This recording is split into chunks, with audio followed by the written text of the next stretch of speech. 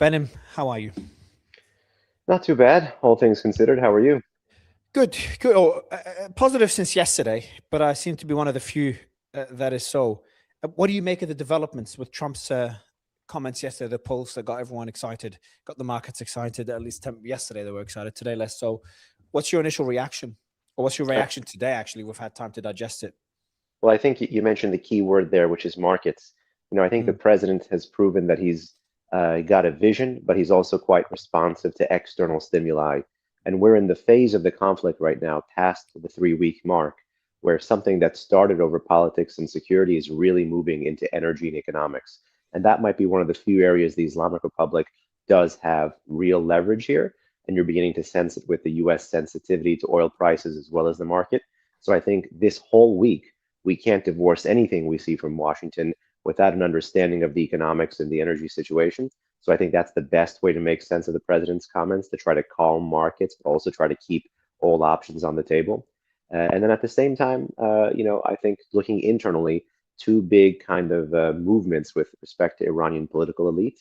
There is a lot of talk about mediation or potential deconfliction with this shadowy figure, rather opportunistic individual, an IRGC veteran, former mayor of Tehran, The thrice failed speaker. presidential contender, yes, current Speaker of Parliament, Mohammad Bagher Ghalibaf, who many may be counting on his opportunism and IRGC background to be able to deliver some sort of ceasefire in the future. I think that's dubious, but it's nonetheless interesting to see that that's the administration's direction or attempts to go in that direction. The other big musical chairs I really want to stress for the audience is the new secretary of the Supreme National Security Council, a pretty hardline national security deep stater, an IRGC veteran, cut his teeth in the Iran-Iraq War. This individual named Zolghat, Brigadier General Zolghat. And it's not like the IRGC has not been in charge of this most powerful institution in Iran, the Supreme National Security Council, before. At least the past two or three previous secretaries have been veterans of the Guard Corps. So I think it's wrong to say that the war started this trend or caused this trend of increasing IRGC takeover of the state. But it is also, it would be a mistake to say, or a mistake not to see, that it has intensified it, that it's accelerated the trend, it's accelerated the features that we've seen in the state for quite a while, which is the takeover, the deep state takeover, the national security system takeover of both the quote unquote Islamic institutions and the quote unquote Republican institutions. And that will actually make, if you believe this attempt to try to get some kind of a deal with Ghalibaf and try to calm markets and create an off ramp, if you believe that's happening, that'll actually make that quest harder rather than easier to be able to attain.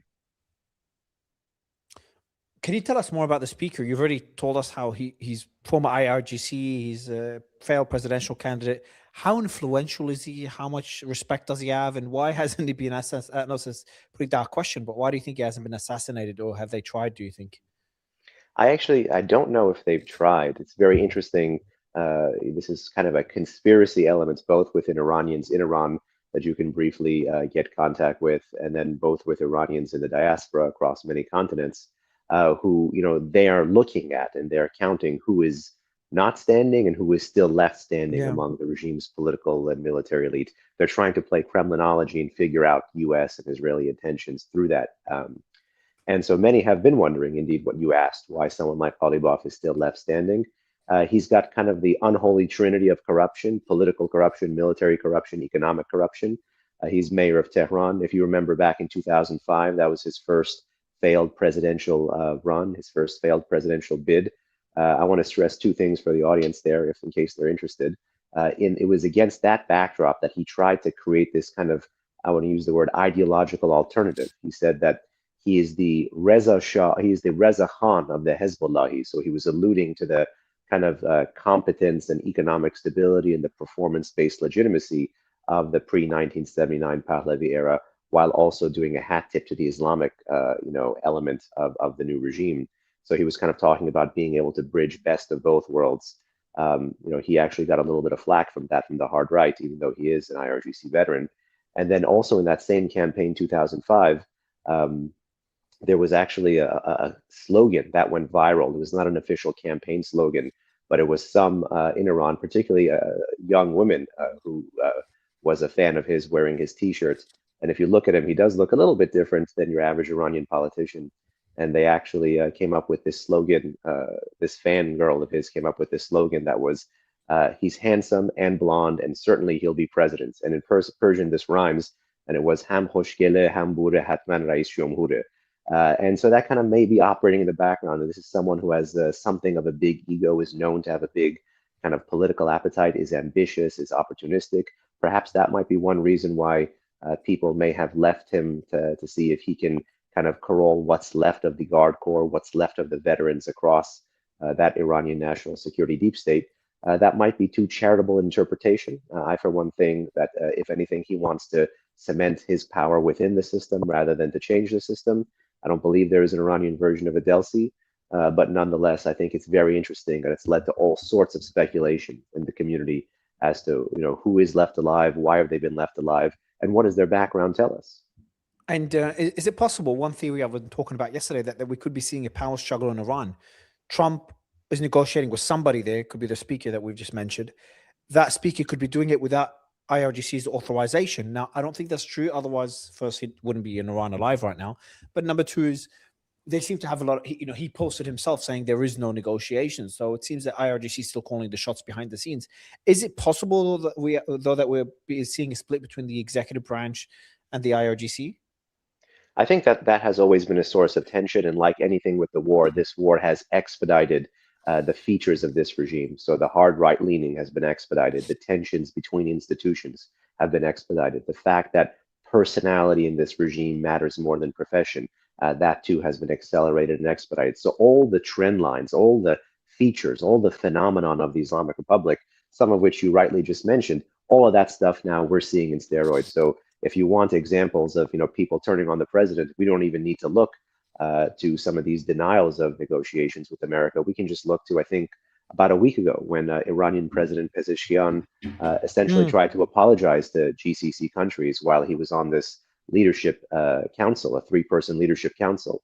And not only on social media was he pushed back on against by, again, none other than Ghalibaf, but he was also pushed back on by someone on the same council, the head of Iran's judiciary, Mr. Ejei, you know, who basically snapped at Pezeshkian, kind of saying you can't really apologize for this. So there is a significant hollowing of an already very weak secondary executive in Iran. And again, that slide towards a more fractious, unaccountable national security deep state we are witnessing. Because I think these sorts of systems that can't really bend, they harden, they coarsen, they calcify, but then ultimately they break. And I think we are witnessing right now the beginnings of that calcification period. Is there any scenario where the IRGC lose control of the decision making, or they've just got too strong of a stranglehold? And if not, how would a peace deal with the IRGC look like? And look, you've studied Iran's military pretty well, and I want to give you a theory that was discussed with analysis discussed in my last interview with Malcolm Nance, and he's talking about, first, Iran is winning the war, not militarily, but strategically speaking. They've got the Strait of Hormuz closed. They're responding in kind to any attack on their energy infrastructure. They did that in Haifa, in the Gulf, Fujairah, etc. The most important one is in Qatar after their biggest gas field was struck. Exactly, yeah. They've just struck Lebanon about an hour ago, according to the AFP and other reports. We don't know what the target is. I'm assuming it's the American embassy. The missile was, some say, was intercepted. Others say it landed. They haven't even activated the Houthis. And I'm not sure if the Houthis are holding back themselves or they're waiting for Iran's orders, which I would think the latter is more likely to be true. But most importantly, the Strait of Hormuz is still closed, and the rate of attacks have been sustained for a while. What does that say about their military capabilities? Because to me, it's just not what I would have expected after 25 days of war and thousands of targets bombed on a daily basis. To be brutally honest, this is not a feather in my cap, but there is very little that has surprised me, because there is a lot of consistency, both from what's left of this deep state as well as from the IRGC, in how they're fighting and what they're fighting. You know, that doctrine that you just mentioned, you know, responding in kind, the tit for tat. This was something that what later became the IRGC Air Force, that later became the IRGC Aerospace Force, basically the guardians of the regime's missile program. This is something that they architected when they were just the IRGC artillery in the heyday of the Iran-Iraq war. And they called this doctrine responding in kind, مقابله بمثل, and they tested it out in real time. And the regime is really obsessed with the lessons of that war. It's their deterrence blueprint for everything in the region. You could say, that deterrence blueprint served them super successfully up until October 6, 2023, and then the situation really did change for them with losses to their proxies. But even the situation with Lebanon right now, if I had to guess what that was, if we're looking at this through the lens of responding in kind, that was probably a response to the news that we saw out of Beirut earlier, which was about the potential eviction of the Iranian ambassador. So this widening of the war front, this internationalization of the conflict, this is something that they've been talking about for a while. So it's not particularly shocking. This is a regime that's proven you can be weak, but still be lethal. You can still be aggressive and still have just enough repressive, coercive capacity on the home front as well. The one real, for me, the game changer was the attempted strike on Diego Garcia. That's changing Iranian missile ranges is something I've been worried about and ringing the alarm bell for since 2017, since the regime embraced a whole host of public military operations from its own territory, very different than the classic proxy style it has done, which is off of its Iranian territory. But just here, I want to say, sadly, this was foreseeable. And now it really is just a test of wills, because what America and Israel are doing, if you have to put a fancy military term to it, Israel is working on decapitation, America is working on defanging, and they're going against both military capability, what the regime can do, and military capacity, how much of this can the regime do. But the way the regime is fighting back is not directly against capacity or capability, because it'll lose. This is asymmetric. What they're trying to attrite, what they're trying to gut and spook is resolve. And that explains the nature of the targeting. And again, unfortunately, that was foreseeable given the limited things that we know about Iranian doctrine based on past performance and based on a whole host of past statements. So it was eerily predictable that we would get here. And I think this is a regime that will make you burn through large parts of your interceptors, of your own risk tolerance, of your own cost, of your own assumptions to be able to get them fully, because this is one of those systems that, again, doesn't bend and probably might try to force you to break them. The big thing, unspoken paradigm with respect to the killing of Khamenei, the senior. I mean, I still can't believe sometimes we have to say former Supreme Leader Khamenei, because that guy's been at the helm for 35, 36 years. But having him out of the picture, that just tells you that everything that Washington and really even Israel and maybe even some European countries predicated their Iran policy on ended up being incorrect, which is that Khamenei would ultimately do what his predecessor Khomeini did, which was to eventually come to some kind of a bargain, eventually drink from, quote unquote, the poison chalice and settle for a suboptimal compromise. Khamenei never did that. And I think this successor regime in the short term probably won't do that either, especially given this escalation that you just mentioned. So Iran is winning. I'm not sure that's winning. I think that the challenge is, this is no beef on Axios. I'm a big consumer. I read their stuff. But the challenge with the Axios approach to war, I'm just using this as a metaphor, the very quick, immediate news flash, or back in the day, there was RSS feed approach to war, is that if we take these things as snapshots, we will have every day the balance of who is up and who is down will change drastically. And yes, some of the optics look like Iran could be hunkering down, forcing us to expend more, could lead audiences, like you said, to conclude that there's a win. But I say that if, all else equal, taking stock of this as a video or as a movie, 3.5 weeks of conflict rather than a couple of very hot flashpoints, I would say the US is working towards a military win, and that there's a very big, very open question of, can it get a political win, or will it be able to even nest a military win into a commensurate post-war political strategy that suits it?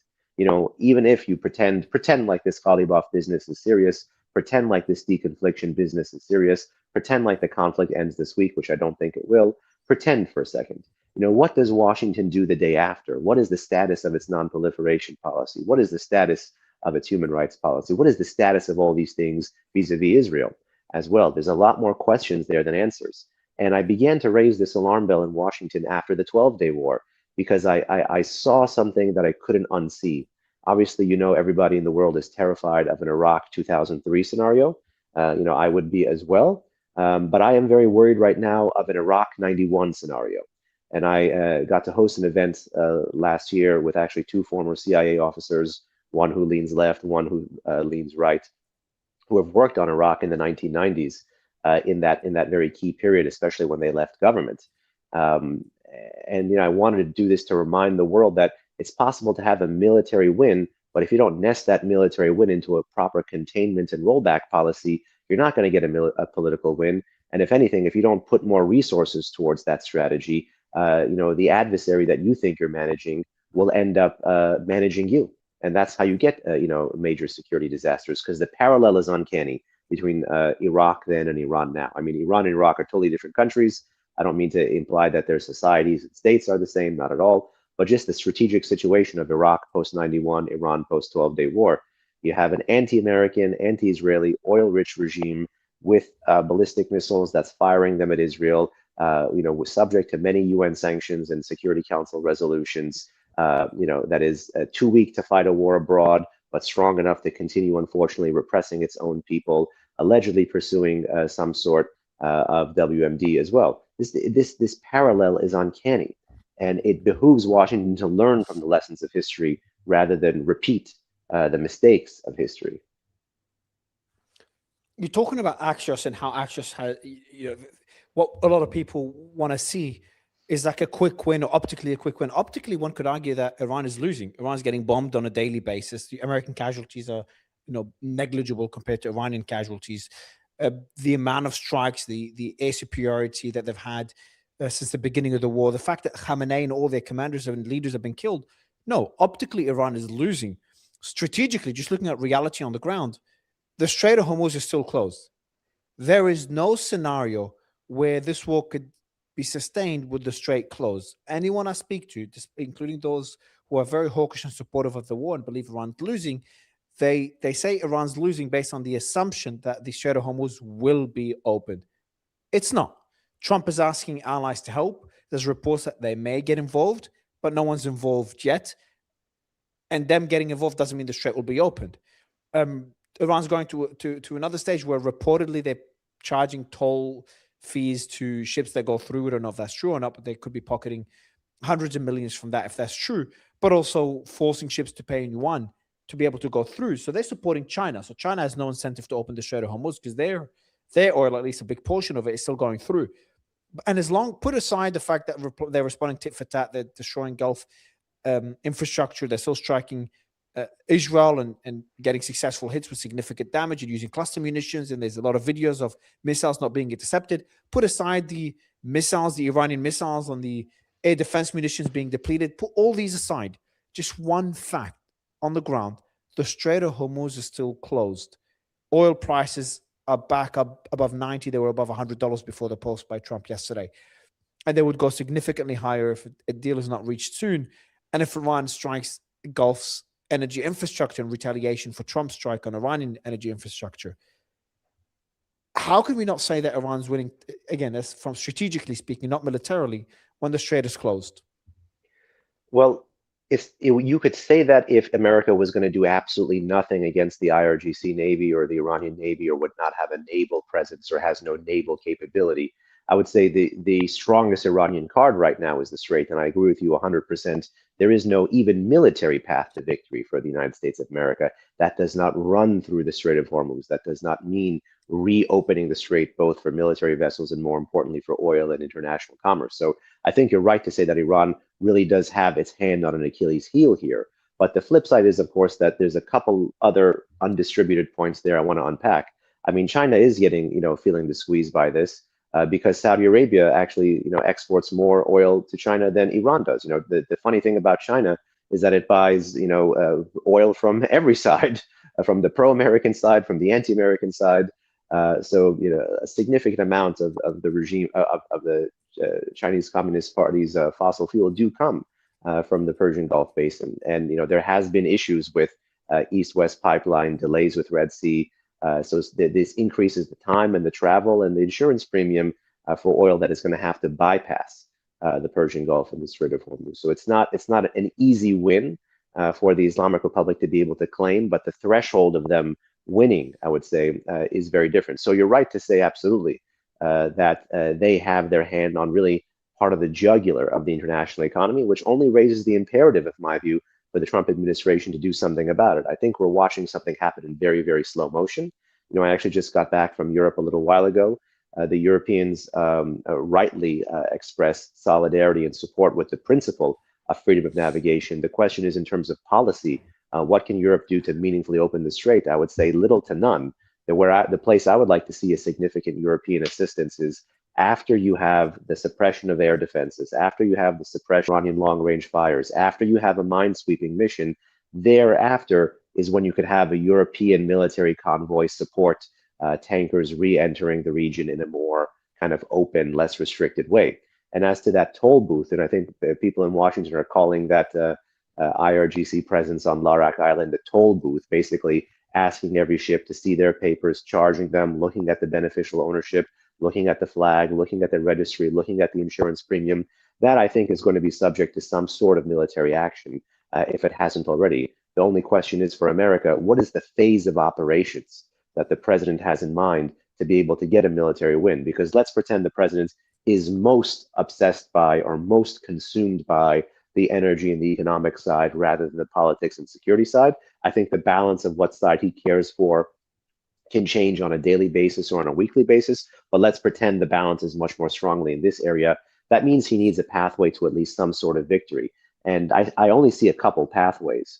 And the most important one does run through the Strait of Hormuz, which means the forcing function, the heart of where US military operations, probably where they will go after this 5-day, now 4-day period is over, is going to be through the Strait. So I would say what very much was a land war is now going to be moving to the maritime domain. And the one thing we did not see, or the one theater for military conflict that we did not see kick off since October 7th, which was the Persian Gulf and Strait of Hormuz, is now indeed being kicked off and is now quickly proving to be the most important military theater in that part of the world in the past few years. Behnam, last question. Where do you see the war by the end of the month? Or let's say by the end of the month and by next month. I made a post just before this interview. I said I expect the war to end by next month. I hope I'm right. I would love to get your thoughts. I think it'll limp along into early April. If I'm not a betting man, but I do believe you're right. It'll limp along to early April. I have a very hard time believing that it can be wrapped up in March. The question is, what will the U.S. be targeting? Is it going to be solely focusing on reopening the strait? What will Israel be targeting? Is it going to be the past 5 or 6 days as prologue for the future of the next 2-3 weeks of their targeting, which is largely moving away from just the decapitation towards the apparatus of repression? And what will be the nature of Iran's responses? Will it be this tit for tat, or will they go further? So I think you have at least 2 to 3 weeks minimum, if I had to guess, probably closer 3 to 4, depending on how any conflict ends. Even major military confrontations with adversaries where you have total war still features some kind of negotiated element. It's an open question to me right now what the president will settle for and who he will settle for to talk to inside the Islamic Republic to bring that conflict to a close. But even then, I think that does not bring the Iran crisis to a close, neither for this president nor for the US. Behnam, absolute pleasure to speak to you for the first time, and I'd love for you to get back on the show. Thank you so much. Thank you so much.